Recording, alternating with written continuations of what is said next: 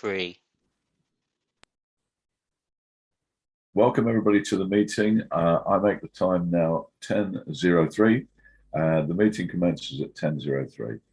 I'd like to welcome everybody. The committee is joined by Officers of Democratic Services and Legal Services. As far as I can see, everybody's present, and therefore, can I just conduct a roll call if my committee could put their hands up? Councillor Laban and Councillor Webb, can you just put your hands in the air, such, to confirm? Excellent. So then we can carry on. Our legal officer today is Sonia Baumer, and I would ask her to make an explanation, to provide the meeting explanation, please. Thank you very much. Chairman, it's me giving you that explanation, Tom Clark. Okay, Tom, carry on. And noting that Councillor Band is in place of Councillor Cromie, who's on the papers. This is a meeting under the Licensing Act 2003. There is no requirement for an in-person meeting under the Licensing Act 2003. And given the levels of COVID in the country, we are taking the precaution of meeting virtually to hear this application. Thank you, Chairman. Thank you very much, Tom. There are no apologies for absence. We're all here.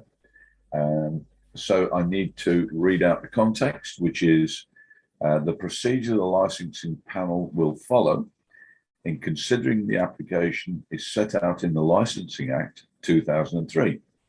Its attendant regulations was agreed by the licensing committee on the 2nd of February 2005.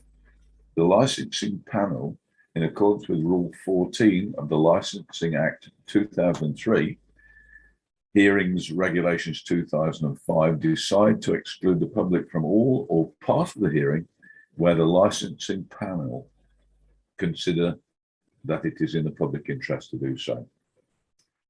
Item 4, I would like to confirm the minutes of the previous meeting of the Liquor License Committee held on the 12th of October. I would confirm they are a correct record. Being the only one that was attendant at that meeting. The application to vary a premises license, Licensing Act 2003. An introduction and outline of the report by Mr. John Bryant. Thank you very much, John. Thank you, Chair. Thank you, panel. As you see the report in front of you, the purpose of the report and the meeting is to provide information in order that the committee can determine an application to vary a current premises licence. In summary, an application pursuant to Section 34 of the Licensing Act 2003 has been made by Cuckfield Parish Council, and this is to vary the premises licence, which is currently held at the Queen's Hall, High Street, Cuckfield. There has been representations against the application, which have been made by an interested party. Therefore, the committee is asked to determine the application in accordance with the Licensing Act 2003, the Mid Sussex District Council licensing policy, the Home Office guidance issued under Section 182 of the Licensing Act 2003, whilst having due regard to the applicant's submissions and the relevant representations. The background to this matter is that the Queen's Hall is situated in the High Street, Cuckfield.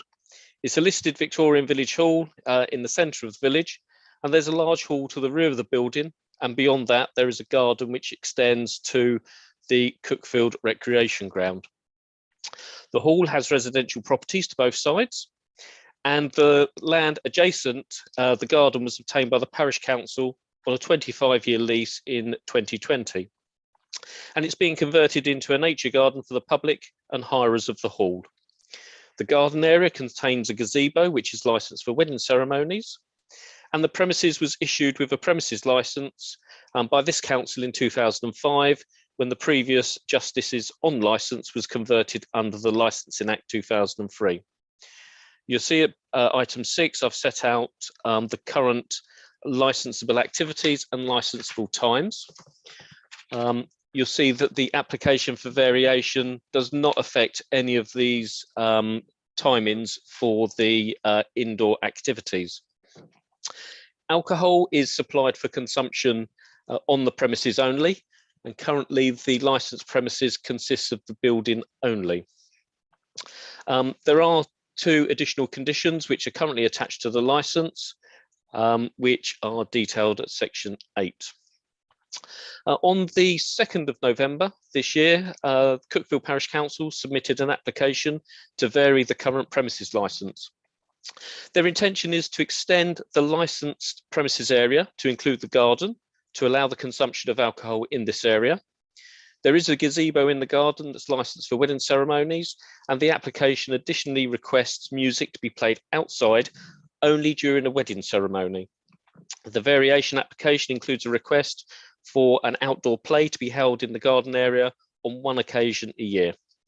Currently, this particular performance is held on the Cuckfield Recreation Field, and it's planned to move this performance into the garden area where there may be amplified music during this performance. But as I say, that's just 1 performance a year. A resident of the High Street, Cuckfield, Olivia Barnard, who lives near to the Queen's Hall, has submitted a representation on the grounds of prevention of crime and disorder and the prevention of public nuisance.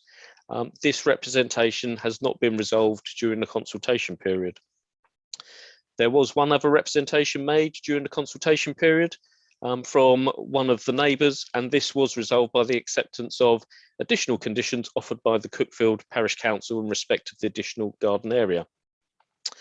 As stated, in order to attempt to resolve the issues with neighbours, Cuckfield Parish Council have offered a number of additional conditions to be attached to the premises licence. They are outlined in the appendices, but it may be useful for me to outline them now.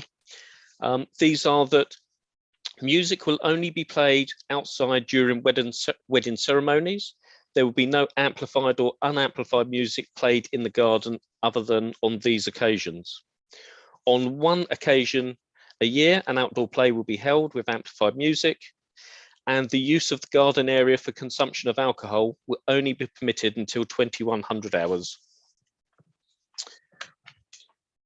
The representation from Olivia Barnard, she lives in an adjacent property, and these are in respect of the additional licensable activities that have been requested. In brief, she states that her premises directly adjoins the garden area of Queen's Hall, and states that they've already been disturbed by events at the hall held under the existing licence. She outlined that her partner works from home almost every day and is affected by noise from the hall, and he feels he's unable to make business calls due to the noise. She's further stated that the performances outside will be considerably louder than those held inside. She states that the music allowed under the current licence is already overpowering, and if it is allowed in the garden area, it will affect their well-being. I have attached the representation in full at Appendix 5, which is the initial representation was at page 43. The committee will see from pages 46 to 49 my correspondence with Olivia Barnard in an attempt to resolve the representation. It did appear that some of her representation was as a result of a misunderstanding initially as to the extent of the variation that was requested. I have tried to explain it to her. You will see that within the documentation from the Parish Council, they have also addressed the representations, but unfortunately, I haven't had any reply from Olivia Barnard with regard to my last emails to her in respect of this. The consultation period took place between the 4th of November and the 2nd of December 2021. It was correctly advertised on site during the period and in the Mid Sussex Times on the 11th of November. And I would state that the site notices clearly stated the extent of the variation application. Now, the policy context is the committee must determine the application in accordance with the Licensing Act 2003, the Mid Sussex District Council licensing policy and the Home Office guidance, which is issued under section 182 of the Act, whilst having due regard to the applicant's submissions and the relevant representations. I've set out section 34 for the benefit of the committee. I don't propose to go into detail with it, but going on to relevant representations. The Licensing Act requires representations to address one of the 4 licensing objectives, which are the prevention of crime and disorder, promotion of public safety, prevention of public nuisance, and the prevention of harm to children and young persons. And the representation is a relevant representation if it's about the likely effect of the grant of a variation of the licence on the promotion of the licensing objectives. The objector must establish that such a consequence is a likely effect of a grant, i.e. more probable than not. Obviously, it's for the panel to consider the representation and add what weight to it they feel appropriate. The Section 182 guidance states that for representations in relation to variations to be relevant, they should be confined to the subject matter of the variation. As the panel are aware, this isn't a review of the current licence, it's just a consideration of the variation application. The report continues to outline the details of the promoting the licensing objectives, and I have on there the background papers. It may be helpful for the panel just for me to draw their attention to Appendix 1, which provides a plan of the garden, which gives some context to the panel in respect of where the application actually applies for. Appendix 3, there are some photographs of the rear area, which again gives some context to the actual application. And as I've already alluded to, Appendix 4 are submissions by the Parish Council in response to the representations which have been forwarded on to Olivia Barnard, and the full representations from Olivia Barnard. Unless I can help the panel further, that is the report currently before yourselves. Thank you very much indeed, John. Would either of my colleagues like to ask a question? Councillor Laban. Thank you. Good morning, all. John, can I ask you a couple of questions? Just to clarify, for the absence of doubt, there have been no formal complaints made up until the application was submitted regarding the use of the hall. Yes, Councillor, that's correct. I've received no formal complaints with regard to noise from any of the residents. And in fact, when these were alluded to in the representation from Olivia Barnard, I have requested further details so I could further investigate these, none of which have been forthcoming. Okay, thank you. And the second question is to clarify the outside use in terms of the garden. I can see that the suggested condition is to terminate the consumption supply of alcohol at 2100 hours outside.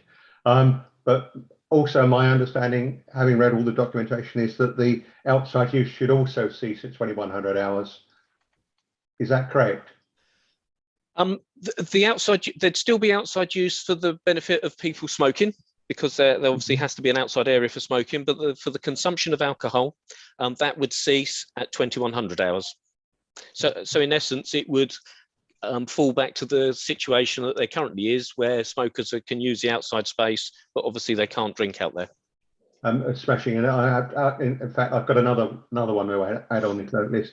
In terms of the one night use a year for the play, is there a termination hour for that as well? That is likely to be 2200 hours. I'm speaking to the applicant, but that may be something that once you've spoken to the applicant, that the panel may wish to consider fixing when you make your deliberations. All right, smashing. Because shall we say, the parallel event that I'm aware of locally, which has been much bigger in the past, is the Broadway events in Haywards Heath that go on and cease at 2200 hours, but they go on all day, and they're considerably noisier than the application is, shall we say, promoting here. But anyway, thank you. Are there any other questions for John? In which case, can I move on? Miss Haynes, would you like to tell us, give us your side to this? Bless you. Thank you. Of course. So basically, the Queen's Hall is very popular hall, especially for weddings. And we only ever have one wedding at a time in the hall. And over time, we have extended that to the garden too, made it possible for people to get married at the gazebo in the garden as well as inside the hall. And so we need to formalise the licensing of this area, and with the taking over the lease of the adjacent space, it's really expanded the garden, and we're looking forward to developing it further over the next few years into a nature garden in memory of Angela Fox, who was a very renowned resident of the village. We are very mindful of our neighbours and aware that we live in a residential area with neighbours on both sides. One neighbour in particular adjacent to our garden, and so we do want to make sure that we, to be frank with you, I don't want to be dealing with complaints every Monday from our residents after a rowdy party in the garden. It's not a good use of anybody's time, and we don't want to alienate the residents around us at all either. Our aim is to live in harmony with them. So I've taken on board I've liaised with Mid Sussex and taken on board their feedback when we put together the plan for the use of the garden. So we felt that 9 o'clock was a good time to say the garden use stops. You need to come inside. It's normally getting dark around then anyway. If the weather has even been good enough to be outside, we all know what our Great British summers can be like. We put in that limit of 9 o'clock, and we also decided not to allow music in the garden other than for during the actual ceremony. If they get married in the garden, you have a music played walking, up the aisle as you like and back again. That would be the only music that's played outside. Music will. The point with the Queen's Hall as a facility is that you're able to have your event inside and outside. So if the weather is bad, you're in the hall, you can have your music in the hall, but people can also use the garden to mill about and enjoy the weather if it's suitable to do so. And likewise, if when you plan your wedding at the hall, you can plan to be married inside or outside and make your decision on the morning depending on the weather. So it's a very flexible space in that respect, and we're just trying to make it as usable as possible for the people who want to come and use the space. Regarding the play, that play has been held every year for I don't know how many years on Cuckfield Rec, just immediately the other side of the boundary of the garden. Typically we get no more than 100 people attend. It's not a huge event, but it is a nice event that we like to offer the residents of the village. I believe the play generally finishes, it starts at about 7, finishes at about 10 with an interval in the middle. By the time the production people have cleared up and everything, I think they're pretty much gone by 10:30. It's not a big rowdy event at all. It's just a fun event that will happen in the garden rather than on the Rec, which is where it happens now. From a noise perspective, it won't make much difference to the immediate residents because it is something that has already been occurring just within the boundary rather than outside the boundary. Can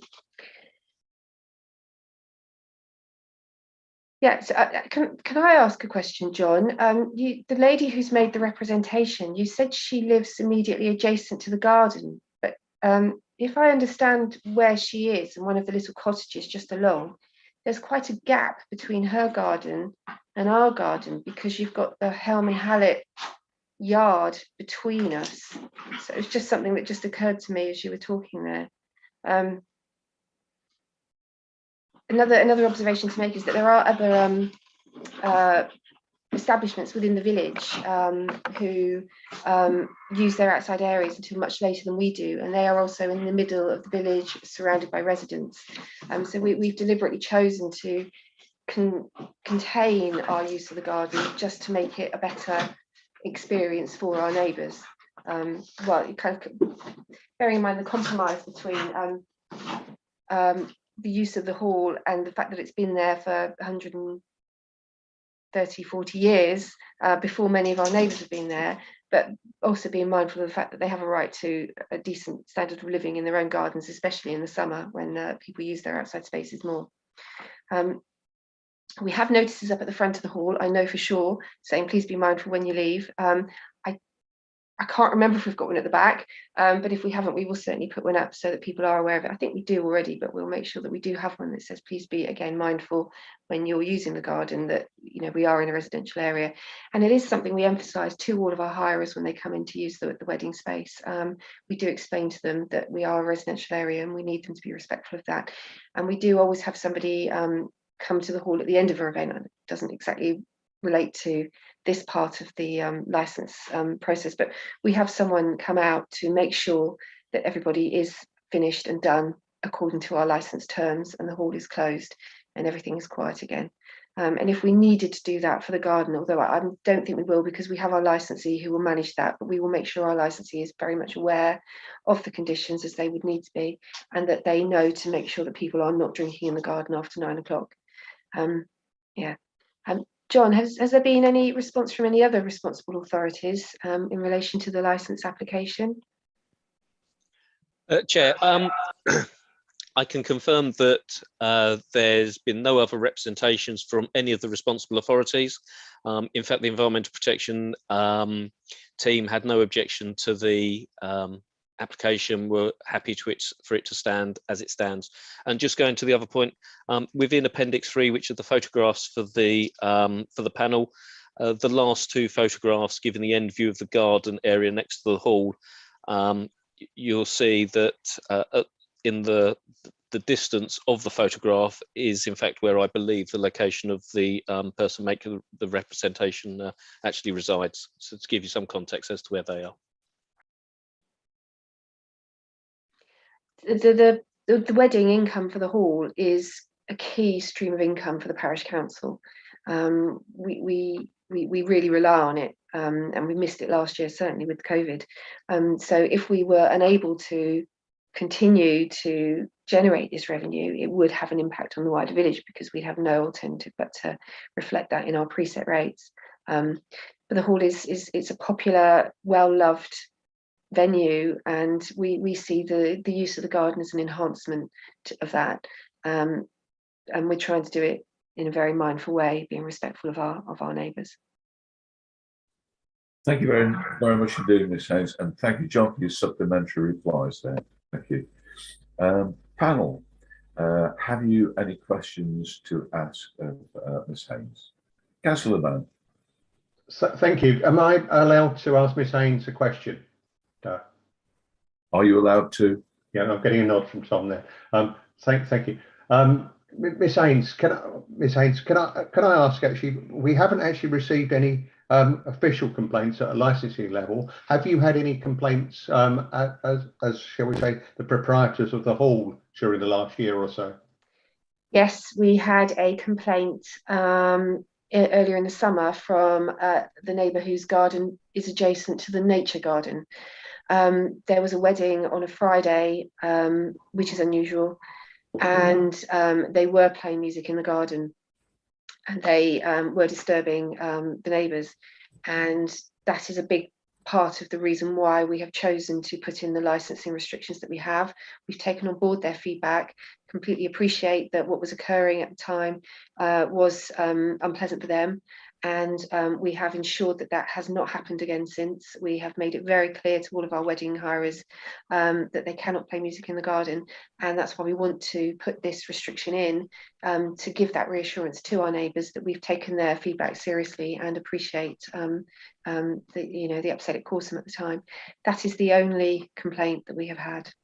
Excellent. Thank you. May I ask a question? How many roughly weddings do you expect? I know it's a difficult question to ask, but how many weddings do you expect to actually take place outside? It is across a year, we have approximately 20 weddings. It's a little bit busier at the moment because we've had to deal with so many postponed weddings. But generally, in a normal year, it's around 20, but that is, they tend to start in March and go through to November. The number of weddings in the garden, maybe a third, a quarter, because again, you're depending on the weather as to whether it can go ahead outside or not. But so 5. Thank you for that. Mr. Clark, you've got your hand up. You'd like to say something.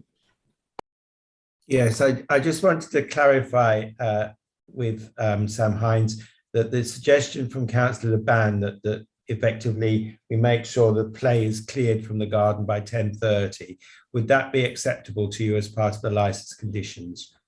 It would. I just would need to check that timing would be possible. When they're clearing down, I've not been there at the end of a night, so I would be happy to put a restriction in. I would just want to double check how quickly they can get out, if that's okay, just to make sure that we're not kind of imposing something that isn't achievable. I suppose the alternative to that would be to ask them to start slightly earlier, but they are a travelling group. They travel down from Gloucester, so they have to kind of travel down and set up, and so they normally start at 7, I think. But yeah, the whole putting everything away, of course there's no sound being played at that time. It's just the sound of packing up their van and leaving. Thank you. That's just once a year. It's once a year outside. Yeah, they're coming tonight actually, but they're inside the hall, so they come twice a year, but only once it's outside. And the idea of that event is that people come and have picnics on the ground and sit out and just watch the show. Are you happy with that, Mr. Clark? Did you want to come back on that at all? Well, I've noted the reply, so it was for what you might want to discuss later on. Yeah. Thank you. Councillor Laban, you want to come back? Thank you. Yeah, I think probably 22:30 is probably a bit draconian, and if you were to actually seek to put a cap on it, to actually allow flexibility, only once a year, I would say 2,300 hours is more than reasonable. If not, I'd extend it even further, to be fair. Bless you. Thank you. I need to direct you to Mrs. Olivia Barnard's questions, where she's raised an objection. Well, not question, she's raised an objection. I need to direct you to that. She cannot appear today, apparently, but she's not able to attend. But the detail of her objection is in the pack, and I'm expecting that all of us have read that. Can you just raise your hands to say that you have and you've looked at it? Thank you very much indeed. And therefore, can I come back to Ms. Haynes to sum up, please? Yes, so in summary, we're hoping to formalise the licence to use the garden, the outside space, for predominantly weddings throughout the year when the weather is good enough. We're happy to impose the 9 o'clock end time of the use of the garden, and there'll be no music other than the ceremony, a couple of songs for the ceremony, and we will obviously make sure that all hirers are fully aware of the restrictions and ask that they respect those. We have a deposit process in place as well, so we'll make it clear that any rules that are broken would mean loss of their deposit to try and encourage them to be mindful of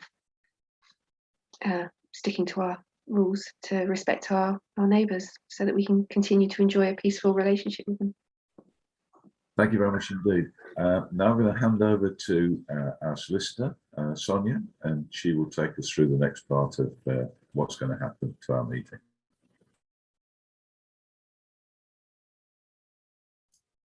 I think it's probably me, Chairman, again. I think the committee and your legal advisors will join you in a side room effectively to discuss the application, and then we'll come back and we'll advise people of what we're minded to do, and what we're minded to do will then be recorded in a decision letter.